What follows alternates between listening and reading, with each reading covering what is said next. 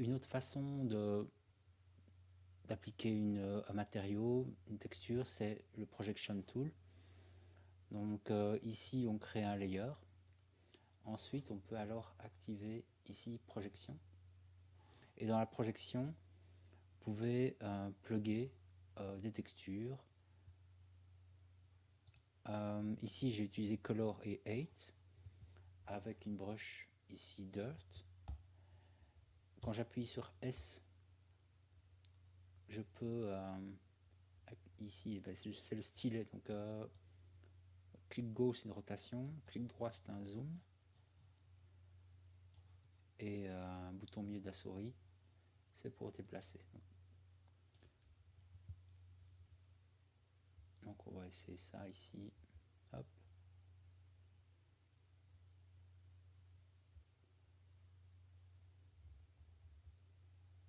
Voilà, et on a déjà un peu ici.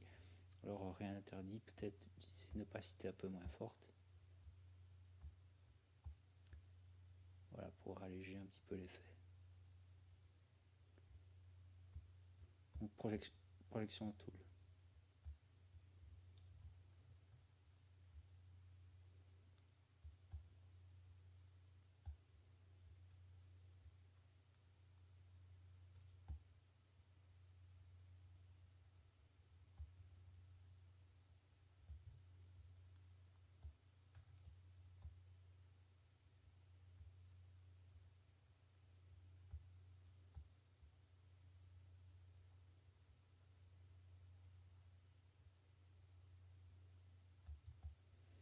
Voilà, on revient en mode brush. Donc là encore, il y a moyen de... C'est une possibilité, une fois qu'on les a toutes, ben, on peut choisir un peu avec quoi on préfère travailler. Alors évidemment, vous avez la gomme. Donc on est toujours bien sur le layer projection. Et donc ici, la gomme vous permet d'effacer si vous pensez que finalement c'est pas terrible ce que vous avez fait. Bon, moi j'aime bien, donc je laisse. Voilà, alors je me demande si en retournant le stylet, si je suis en mode brush, je regarde juste un truc. Ouais, voilà, donc vous avez dans le stylet, si vous inversez le stylet, vous avez la gomme, et ça marche aussi, ce qui est tout à fait chouette.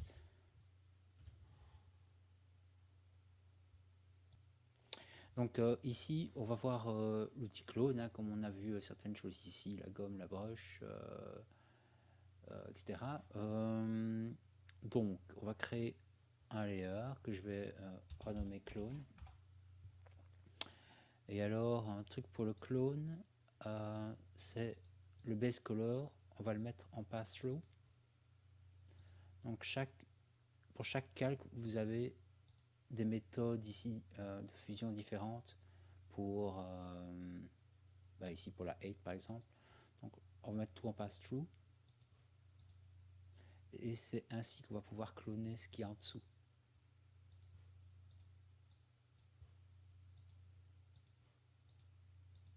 Voilà, alors chez moi le calcul est assez lourd, donc j'active ici on va dire l'outil de tampon de duplication, mais c'est pas vraiment ça, c'est vraiment le clone. Et alors en appuyant sur V, par exemple je vais prendre cette partie là, hop, et c'est là qu'il va cloner. V s'il te plaît, ici. Et ça calcule quand même pas mal ici chez moi.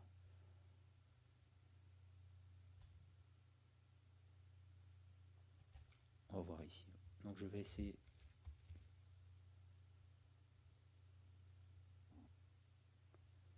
Voilà, il va falloir un peu attendre ici, un peu de patience.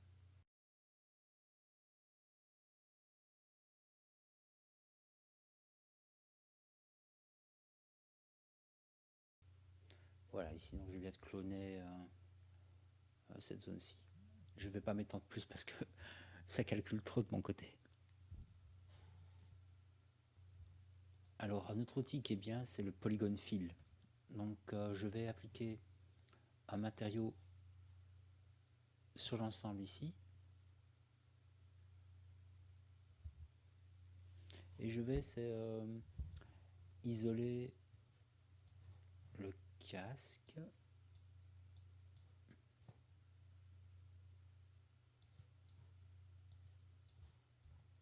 Alors avec Alt-clic gauche, ça permet d'isoler directement. Et ensuite, là-dessus, donc sur cette nouvelle texture, je vais appliquer un black mask. Voilà. Sur ce black mask maintenant, avec le polygon fill actif, je vais pouvoir choisir par exemple ce mode-ci qui va me sélectionner vraiment cette partie-ci. Donc je clique dessus. Et donc voilà, ça me permet ici d'appliquer rapidement un matériau sur une partie de mon personnage.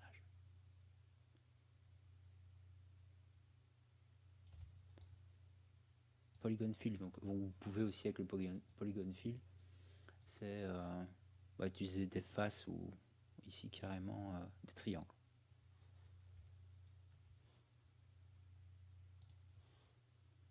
Alors on va regarder un petit peu ce que ça donne l'application de matériaux de base plus des smart masks. Donc je vais glisser ici dans matériel, vous avez le Rust Fine. Voilà, on va mettre triplanaire. Et là-dessus, dans Smart Mask, on va aller prendre un ground dirt. Je vais aller glisser sur Maui.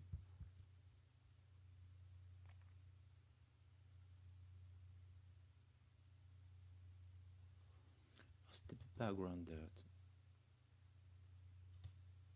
Je vais peut-être prendre celui juste à côté. Voilà. Alors, au niveau de la couleur de la rouille, je vais la modifier un petit peu, l'assombrir.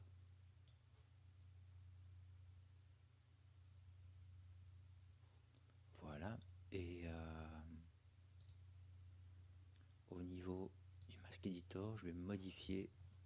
Ici, la rouille va remonter un peu trop haut. Donc, on va faire global balance, réduire un petit peu.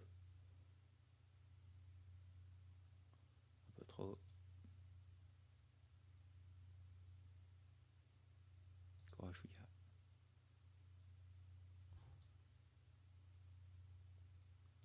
Voilà.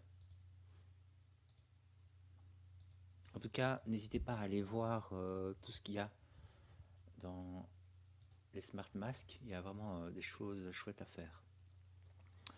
Alors là-dessus, je pourrais améliorer un petit peu dans mes matériaux. Je vais aller mettre une texture de métal. Et on va appliquer un edge strong. Alors dans smart mask, on va voir ici edge strong. On va essayer celui-là. Hop. Voilà. Et alors je peux modifier ici, c'est peut-être regarder ce que donne les modes. Je vais peut-être essayer en teinte. J'ai mis une valeur assez légère. Il y a moyen de peut-être d'améliorer, mais pour l'exemple, ça ira bien. Alors, une fois qu'on a fait le tour des smart masks, ce qu'on pourrait faire, c'est appliquer ici une texture. Alors pour ça, je vais importer quelques ressources.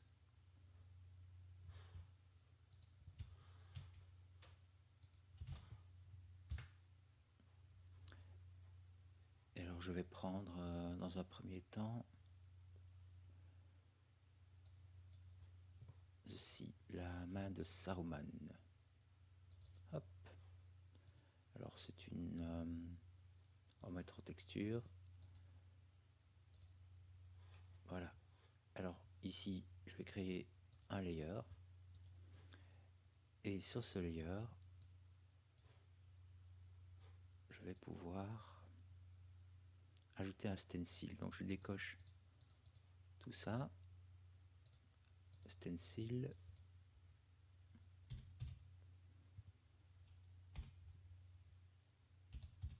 Voilà la main de Saruman. Hop. Alors le stencil avec S, vous pouvez faire des clics gauche pour effectuer une rotation, clic droit et ici bouton au milieu de la souris. Donc je vais essayer d'ajuster ici.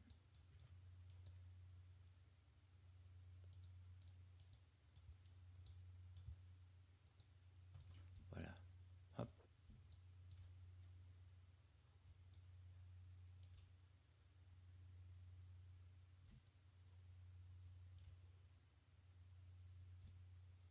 Comme ceci. Et quand vous avez ça, alors vous pouvez peindre.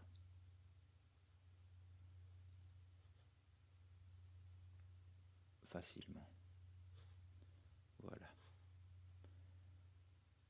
Hop. Et alors là-dessus, vous pouvez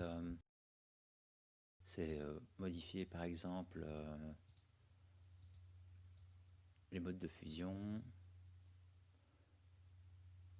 Ce qu'on peut faire, on pourrait même le renommer. Mettre un black mask. Là-dessus, ajouter un fil. Et on pouvait ajouter un grunge comme d'hab pour essayer de déstructurer un petit peu pour faire vraiment plus d'usure. Bon, c'était déjà pas mal pecheté, mais voilà. Par exemple. Alors, une autre façon de faire, je vais créer encore un layer. Je vais renommer Oblivion. Et là-dessus, donc color c'est bon je pense, et on va mettre un alpha alors. Alors je vais réimporter.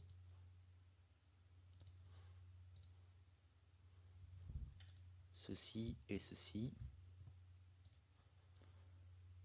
Oh, je vais les mettre en texture aussi.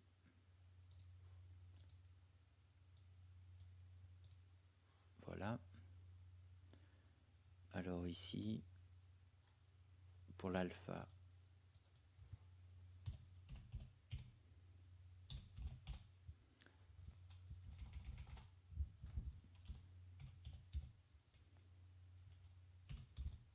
alors c'est sûrement mal nommé, Oblivion.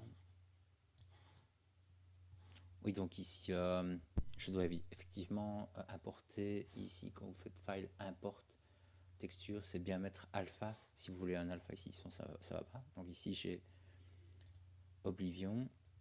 Et là, en color, hop, je vais mettre ici le logo. Alors, je vais appuyer sur F1. Et là, je peux appliquer peut-être en miroir, le mode miroir ici. Et alors, avec CTRL, je peux agrandir, diminuer. On va essayer comme ça. Hop. Voilà. Alors là, vous avez appliqué en symétrie un logo, une image. Ça peut être vraiment n'importe quoi. Voilà, deux méthodes qui permettent d'appliquer des choses sur des stickers ou peindre quelque chose. Alors ce qui est plus facile, c'est vraiment de l'appliquer ici sur les UV directement. Et là, encore une fois, on peut modifier le mode de fusion.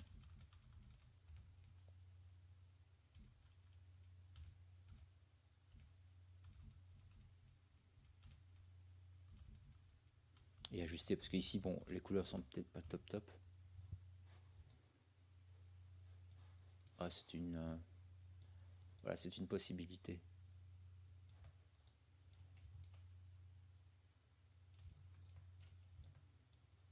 On va clôturer ici.